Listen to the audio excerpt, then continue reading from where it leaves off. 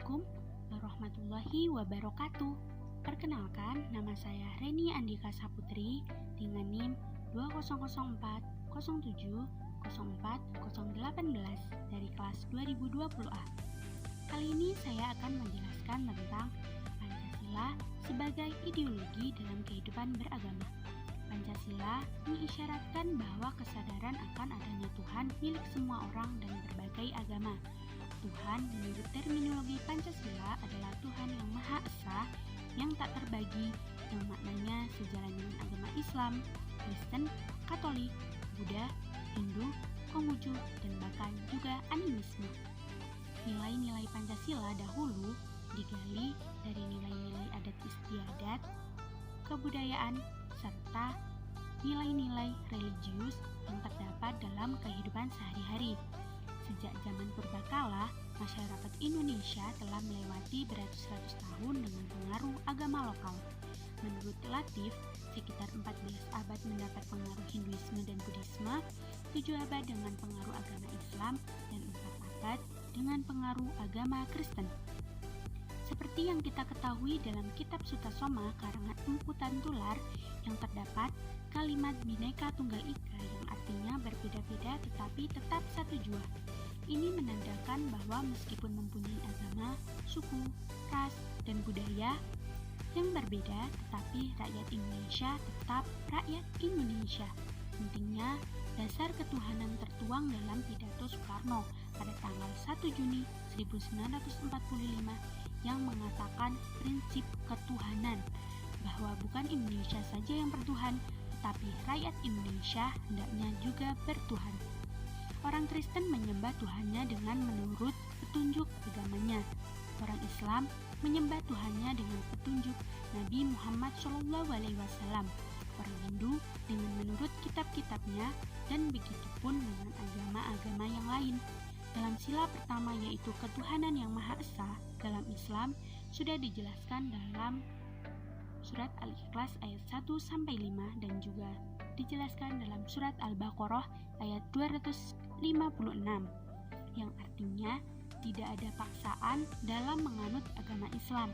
Sesungguhnya telah jelas perbedaan antara jalan yang benar dengan jalan yang sesat. Barang siapa ingkar kepada Daud dan beriman kepada Allah, maka sungguh dia berpegang teguh pada tali yang sangat kuat yang tidak akan putus. Allah Maha mendengar, Maha mengetahui. Serta dalam surat Al-Kafirun ayat 6 yang berbunyi Lakum dinukum waliyadin, yang artinya untukku agamaku dan untukmu agamamu. Dalam Islam, umat manusia harus mengakui adanya satu Tuhan yang diyakini dan disembah. Begitu pula dengan Pancasila yang menyatakan adanya ketuhanan yang juga satu meskipun berbeda. Hubungan antara Pancasila dan agama, keduanya saling mengokohkan dan berjalan seiringan agar terciptanya kehidupan berbangsa dan negara yang baik. Keduanya tidak boleh bertentangan dan dipertentangkan. Hubungan negara dengan agama yang berdasarkan Pancasila adalah yang pertama adalah negara adalah berdasar atas ketuhanan yang Maha Esa. Yang kedua, bangsa Indonesia sebagai bangsa yang berketuhanan, jadi setiap warga memiliki hak asasi untuk memeluk dan menjalankan ibadah sesuai dengan agamanya masing-masing. Dan ini sudah terdapat dalam Undang-Undang Negara Republik Indonesia dalam pasal 28E ayat 1 dan pasal 28E ayat 2. Yang ketiga adalah tidak ada tempat bagi pertentangan agama, golongan agama, antar dan inter pemeluk agama, serta antar pemeluk agama. Karena dalam setiap agama pasti akan mengajarkan kebaikan dan juga menjauhi segala pertentangan dan permusuhan antar umat beragama. Yang keempat adalah tidak ada tempat bagi pemaksaan agama karena ketakwaan itu bukan hasil paksaan bagi siapapun. Yang kelima adalah memberikan toleransi terhadap orang lain dalam menjalankan agama dan kepercayaannya sesuai dengan agama yang dianutnya.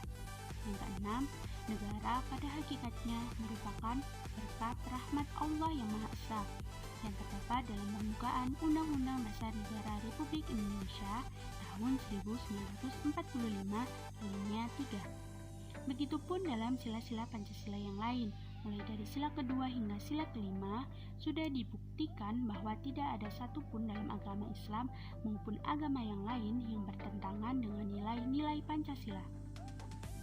Terdapat kesamaan antara nilai-nilai dalam Pancasila dan nilai-nilai dalam agama Islam, yaitu sila pertama dengan ketauhidan atau hablum minallah, dan tidak adanya paksaan untuk memeluk agama dan keyakinannya masing-masing. Sila kedua dengan hablum minannas, yaitu berhubungan antar sesama manusia. Dalam semua agama pasti mengajarkan tentang namanya toleransi dan bergotong royong antar sesama. Sila ketiga dengan ukhuwah atau persaudaraan yang menjadikan persatuan. Dalam hal ini, semua orang dari suku, agama, dan ras yang berbeda harus tetap bersaudara agar terciptanya persatuan. Sila keempat dengan musyawarah yang sudah terdapat dalam ajaran agama masing-masing bahwa musyawarah itu sangat penting dan sangat baik untuk mengambil suatu keputusan. Sila kelima dengan prinsip keadilan mulai dari hal sedekah, zakat, infak, dan lainnya. Dan dalam kehidupan yang berdasarkan Pancasila, jika kita memberi sesuatu sebagai sedekah, tidaklah pandang bulu dan tidaklah melihat bahwa ia dari agama yang mana. Sekian penjelasan dari saya, semoga bermanfaat. Terima kasih.